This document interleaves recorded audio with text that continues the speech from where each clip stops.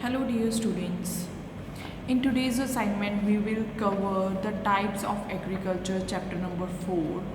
First of all, the back exercise. The main source of labor in subsistence farming is family members of the farmer. आपको मैंने जब chapter detail में करवाया था तो तब बताया था कि जो subsistence farming है वो फैमिली मेम्बर्स ही करते हैं. Dash farming produce more output. Intensive. Shifting cultivation is also called slash and burn cultivation. Rearing of cattle, sheep and other livestock for long-term production of milk is called pastoral farming. Now tick the correct. Which type of farming requires small amount of input of labor and fertilizers and capital? That is subsistence farming. Which of these items are considered inputs in any agricultural system? Labor. Which type of farming can be practiced in small area? That is subsistence farming.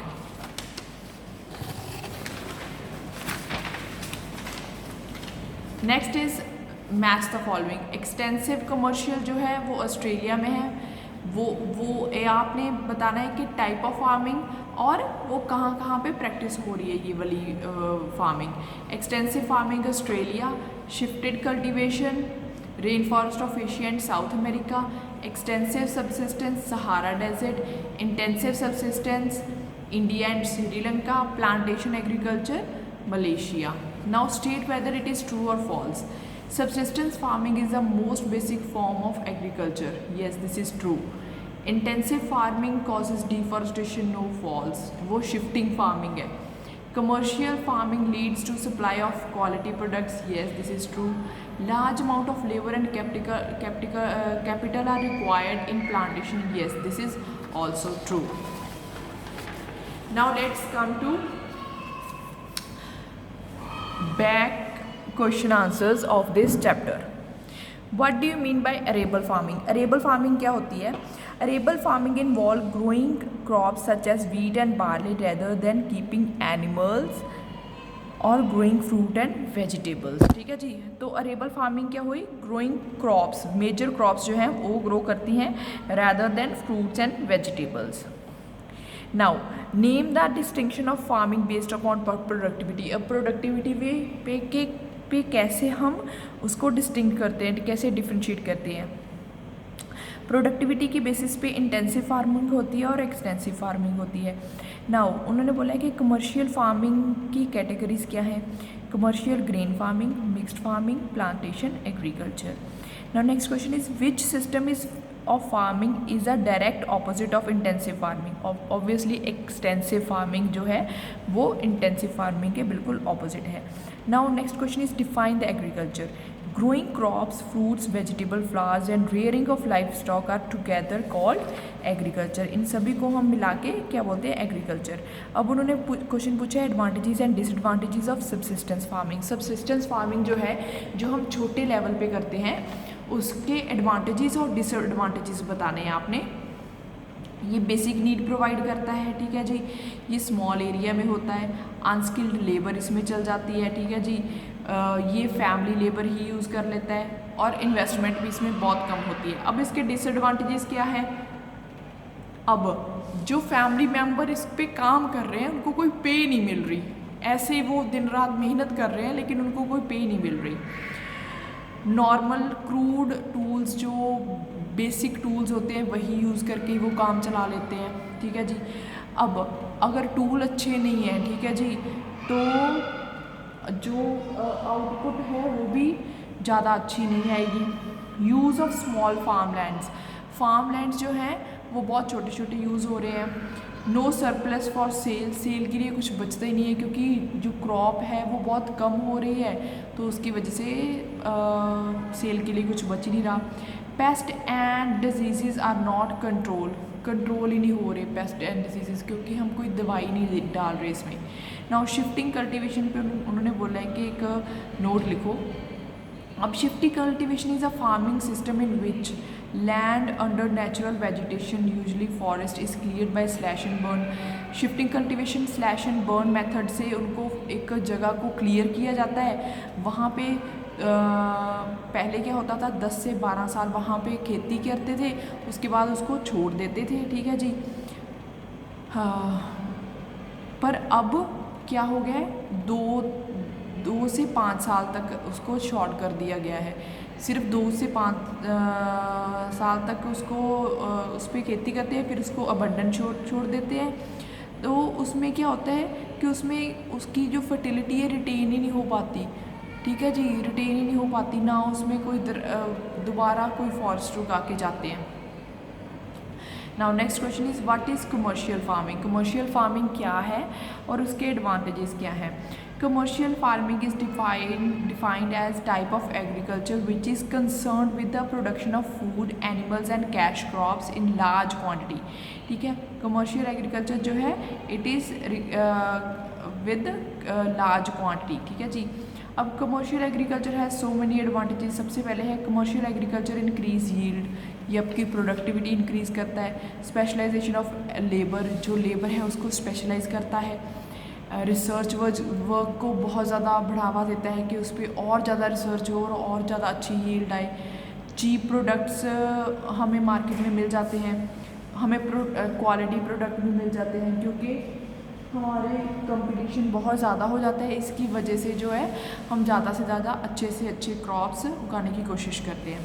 Now next question is what is plantation farming. Plantation farming क्या है, plants उगाते हैं अलग अलग तरह के, like coffee plants हो गए, टी प्लांट्स हो गए, कॉटन प्लांट्स हो गए। उनमें क्या होता है, उनमें लेबर सबसे ज़्यादा होती है, ठीक है जी, क्योंकि प्लांट टू प्लांट जाके उन्होंने उनको तोड़ना होता है, ठीक है जी। फिर उसके बाद latest technology, modern method use करने पड़ते हैं उसमें, ताकि अच्छे से यील्ड हो, ठीक है जी। जब जो ट्रांसपोर्टेशन है उसके लिए भी बहुत अच्छी ट्रांसपोर्टेशन, वो जहाँ जिस फैक्ट्री में उसने प्रोसेस होना है वो उसके पास होना चाहिए। Now that's all for your this chapter. Now comes to next chapter, that is chapter number 5, major crops। ये बहुत ही easy chapter है। Cash crops are grown for human consumption called food crops. Cash crops are grown in the sole purpose of making profit by selling them. Rice require average temperature of 24 degrees Celsius for its optimal growth. India is the largest producer of millets in the world. Agriculture is the largest and most significant industry in the world. Now, उन्होंने crops बताई हुई हैं और उनकी condition बतानी है। Wheat की condition क्या है, लो ह्यूमिडिटी चाहिए। राइस की कंडीशन क्या है, हाई ह्यूमिडिटी चाहिए। कॉटन की कंडीशन क्या है, ब्लैक एंड एलुवियल सॉइल चाहिए। टी की कंडीशन क्या है, वेल डिस्ट्रीब्यूटेड हाई रेनफॉल चाहिए इसको। कॉफ़ी की क्या है, लो ह्यूमिडिटी चाहिए, मॉडरेट टेम्परेचर चाहिए एंड मॉडरेट रेनफॉल चाहिए। Now next is tick the correct answers. Which of the following is a leading producer of rice? That is China. Which of the following is ideal for growing cotton? That is dry, tropical and subtropical. Baggage is a product of sugarcane. Which country is the largest producer of vegetable, rice, wheat and tea and coffee? That is China. During the Green Revolution, hybrid strains of which crop were used? Coarse cereals. Now come to the question answers of this chapter, that is major crops. Now इसमें ये भी question answers भी इसके बहुत easy हैं। हाँ, सिर्फ 2-3 question answers हैं इसके बड़े हैं जो, और सबसे इम्पॉर्टेंट है positive results of green revolution and limitation of green revolution. ये अच्छे से कर लेना, positive results and limitations of green revolution. Now let's start with the question answers. Which country is the largest producer of coffee? That is Brazil. How much rainfall does rubber plantation require? That is 150 to 300 centimeter. Name the jute producing country of the world. Jute producing countries कौन सी हैं? उनमें से है China, India, Brazil, Thailand and Bangladesh. What are the uses of maize? अब मेज़ के uses क्या क्या हैं? Corn can be used for food as corn flour, cornmeal, sweet corn. It can be used as animal feed to help fatten our hogs, chickens and cattle. ठीक है जी, ये सारे इसके मेज़ के जो मक्की हम जिसको बोलते हैं उसके यूजेस हैं. Now differentiate between food crops and cash crop. Food crop क्या है, वो डायरेक्ट कंजप्शन के लिए होती है. कैश क्रॉप क्या है, these are the grown as raw material. ये रॉ मटीरियल ऐसा ग्रो करते हैं जिसको प्रोसेस करते हैं बाद में. These crop provide food to the people. These crops are not are profit oriented. ये बेसिकली प्रॉफिट के लिए उगाते हैं. Example wheat, rice, cassava. Example coffee, sugar cane, jute etcetera. Now come to next question. The next question is describe the optimal condition for sugar cane. Sugar cane के बारे में थोड़ा बताना है कि उसको टेम्परेचर कितना चाहिए, 21 to 27 डिग्री सेल्सियस. रेनफॉल उसको चाहिए 75 सेंटीमीटर टू 100 सेंटीमीटर. सॉइल उसको चाहिए वेल ड्रेन फर्टाइल सॉइल होनी चाहिए. Black, alluvial and loamy and reddish. Loam में भी चल जाती है. नाउ नेक्स्ट क्वेश्चन इज रबड़. अब रबड़ क्या है और उसकी कंडीशंस क्या है उसको उगाने के लिए. Rubber is a material which can stretch and shrink. जो स्ट्रेच भी हो जाता है और श्रिंक भी हो जाता है. ये पॉलीमर भी होता है और नेचुरल रिसोर्सेज से भी बनता है. ठीक है जी. Many things are made from rubber like gloves, tyres, plugs and mask. Now इसके लिए आइडियल कंडीशन जो है वो कौन सी हैं. इसके लिए 2000 से 3000 mm जो है वो रेनफॉल होनी चाहिए. मैक्सिमम टेम्परेचर जो है 29 degree Celsius to 34 degree Celsius होना चाहिए. ठीक है जी. हाई एटमॉस्फेरिक ह्यूमिडिटी होनी चाहिए, दैट इज़ 80% होनी चाहिए ह्यूमिडिटी. ब्राइट सनशाइन होना चाहिए. ठीक है जी. और absence of strong wind. Strong wind इसको बिल्कुल भी नहीं चाहिए. नाउ नेक्स्ट इज़ कि ग्रीन रेवोल्यूशन के फ़ायदे क्या हैं. ग्रीन रेवोल्यूशन की वजह से एग्रीकल्चर प्रोडक्शन बढ़ गया. इंक्रीज इन पर एकड़ यील्ड. जो पूरे एक एकड़ में जो यील्ड थी, जो उसकी प्रोडक्शन थी वो बढ़ गई. Employ less dependency on imports. अब हमें बाहर से जो ग्रेन्स थे वो नहीं मंगवाने पड़ते थे, हम यहीं पे प्रोड्यूस कर रहे थे, अपने इंडिया में ही प्रोड्यूस कर रहे थे. एम्प्लॉयमेंट, इससे एम्प्लॉयमेंट बढ़ गई. Benefit to the farmers. Farmers को इसका बहुत ज़्यादा बेनिफिट हुआ क्योंकि वो सब्सिस्टेंस फार्मिंग से कमर्शियल फार्मिंग में शिफ्ट हो रहे थे. Now next is limitation to the green revolution. अब ग्रीन रेवोल्यूशन की लिमिटेशंस क्या है कि इसके ड्रॉबैक्स क्या थे. ये तो हो गए, पहले आपने पढ़े पॉजिटिव पॉइंट्स क्या हैं. अब आपने पढ़ने हैं कि इसके ड्रॉबैक्स क्या हैं. There are certain limitation to the green revolution. Green revolution result in loss of soil fertility due to increased use of chemical fertilizer. अब ये फर्टिलिटी लूज़ कर रहा था क्योंकि बहुत सारे हार्मफुल केमिकल्स और फर्टिलाइजर्स हम यूज़ कर रहे थे. ठीक है जी. ग्राउंड वाटर जो था वो दिन ब दिन नीचे जा रहा था क्योंकि इरिगेशन बहुत ज़्यादा हो रही थी. कई ऐसी फसलें थी जिनको बहुत ज़्यादा पानी चाहिए था, तो उसकी वजह से जो वाटर टेबल है उस रीजन का नीचे जा रहा था.